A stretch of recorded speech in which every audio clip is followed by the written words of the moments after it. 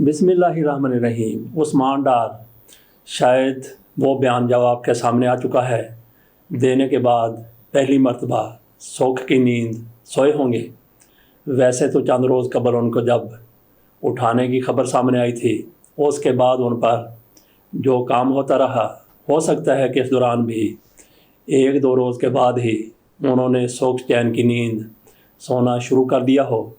वो किस तरह से 5 महीने तक छुपे रहे, दुबके रहे, किसी के हाथ नहीं आ रहे थे, लेकिन जब हाथ आए तो उसके बाद नमूदार हुए हैं। तो किसी घुरने से निकलकर कामरान शाहिद के घर से बाहर आते हैं, नमूदार होते हैं, बड़ा प्रोग्राम कर देते हैं, तारीख़ी बयान देते हैं, कामरान शाहिद से बड़ी दोस्ती जताते हैं।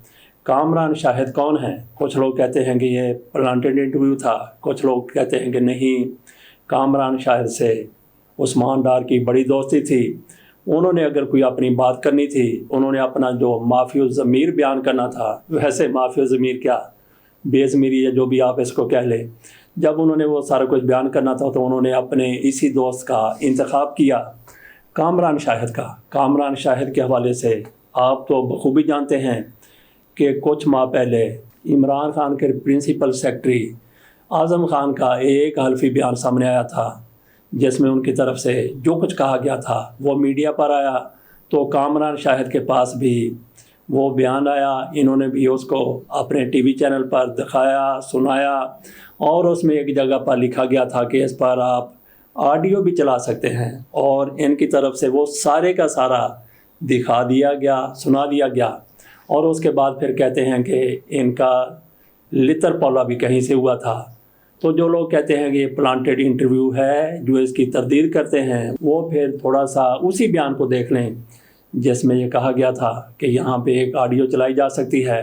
तो इससे आज़म खान का वो सारे का सारा बयान और उसकी साख किस तरह से मजरूह हुई, किस तरह से मुतासर हुई, वो भी आपके सामने है कि वो बयान कैसे लिया गया होगा, कहाँ से जारी किया गया होगा। और ये इंटरव्यू जो कुछ लोग कहते हैं कि प्लांटेड था, ये कहाँ से प्लांट किया गया था। बहरहाल उस्मान डार की तरफ से जो कुछ कहा गया, ये तारीख में सुनहरी हरूफ से, या जो भी आप स्याही इस्तेमाल करना चाहें, उससे लिखा जाता रहेगा। अपने बयान में उन्होंने जो कुछ कहा वो आपके सामने रखते हैं, लेकिन इनके इस बयान के बाद यूँ लगता है कि इन्होंने अपनी धोती उतार कर रख दी, और जो उन्होंने अपनी इज़्ज़त की, गैरत की या सियासत की धोती उतारी थी, इनकी वालदा की तरफ से उसको गैरत का, इज़्ज़त का दुपट्टा बनाते हुए, चादर बनाते हुए अपने सर पर ओढ़ लिया गया। वो भी हम आपको सुनाएंगे कि उनकी वालदा की तरफ से क्या कहा गया। तो यहाँ पे अबरारुल हक के उस बयान की तरफ जाने की भी ज़रूरत है। उन्होंने भी एक मौके पर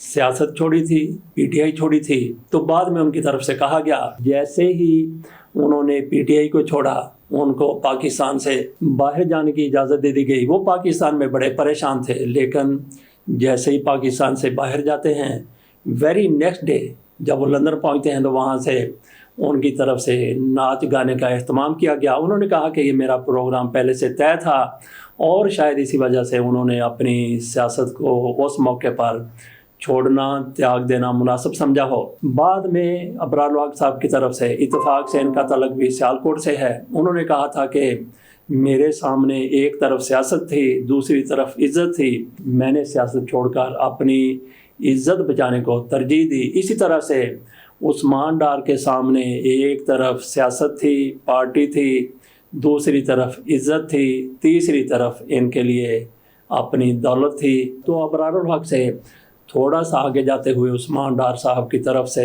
सियासत छोड़ दी गई, इज़्ज़त और गैरत, लेकिन इन्होंने अपनी दौलत बचा ली, और उसके साथ साथ एक और चीज़ भी बचाई, वो थी इनकी अपनी जान। नाज़रीन, जब बंदा धर लिया जाता है तो फिर उस्मान डार जैसे बहुत से निकल आते हैं। बहुत कम ऐसे होते हैं जो मोहम्मद अली ख़ान की तरह, शहरयार अफरीदी की तरह, और इस तरह से कैदोबंद की सोबतें झीलने वाले लोगों की तरह डट कर खड़े रहते हैं। बहरहाल हम जैसे लोगों के साथ ऐसा हो सकता है कि उस्मान डार साहब की तरफ से 1.5 दिन, पौना दिन, आधा दिन या सवा दिन निकाल लिया गया हो। हम जैसे लोग हो सकता है कि 10 मिनट, 5 मिनट भी ना निकाल सकें, 5 मिनट भी 10 منٹ بھی برداشت نہ کر سکیں، جس طرح سے ان لوگوں نے صعوبتیں برداشت کی ہیں جو آج بھی جیل میں ہیں، وہ قصوروار ہیں یا نہیں ہیں، ان پر بھی اسی طرح سے پریشر ہے جس طرح سے ان پر تھا۔ جیسے اعجاز چودھری ہو گئے،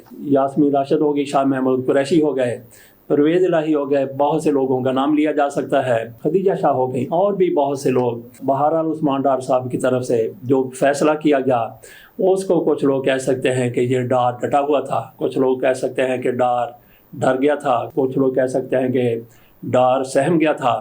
بہرحال جس طرح سے ڈار صاحب نے یہ پروگرام ریکارڈ کروایا ہے، جس طرح سے انہوں نے وہاں پہ باتیں کی ہیں، جس طرح سے وہ حشاش بشاش تھے، تو اس سے آپ کو کئی چیزیں سامنے آ جاتی ہیں۔ کسی نے نیچے سے اٹھ کے کہا اٹھ ہوئے، اور اسی طرح سے کہا جاتا ہے کہ کسی کے کان پر درخت ہو کھڑا ہوا تو اس ڈار نے کہا کہ ٹھیک ہے، ہم اس کی چھاؤں میں بیٹھیں گے۔ آصف علی صاحب کے علاقے کے ایسے بہت سے لوگ ہیں۔ باقی عثمان ڈار کی والدہ صاحبہ کی طرف سے چیلنج کیا گیا ہے خواجہ آصف کو، وہ کیا کہتی ہیں وہ بھی ذرا ملاحظہ کیجئے۔ بسم اللہ الرحمن الرحیم۔ خواجہ آصف، میری بات غور سے سن لو، جو تم چاہتے تھے وہ تم نے عثمان ڈار کو گن پوائنٹ پہ رکھ کر اپنے مقاصد کو پورا کیا ہے۔ سیاست عثمان ڈار نے چھوڑی ہے، اس کی والدہ نے نہیں۔ اب تیرا مقابلہ میں کروں گی سیاست میں، اور میرا چیلنج ہے تمہیں کہ تم میدان میں آؤ اور دیکھو کہ تمہارے شیر کا میں کیا اثر کرتی ہوں۔ تم نے جو تم چاہتے تھے وہ تو نے تو کر دیا ہے۔ میرا پہلے بھی ویڈیو پیغام تھا کہ میں عمران خان کے ساتھ ڈٹی ہوئی ہوں اور ڈٹی رہوں گی، سیاست میں نے نہیں چھوڑی۔ اب میدان میں آؤ تو دیکھو کیا ہوتا ہے۔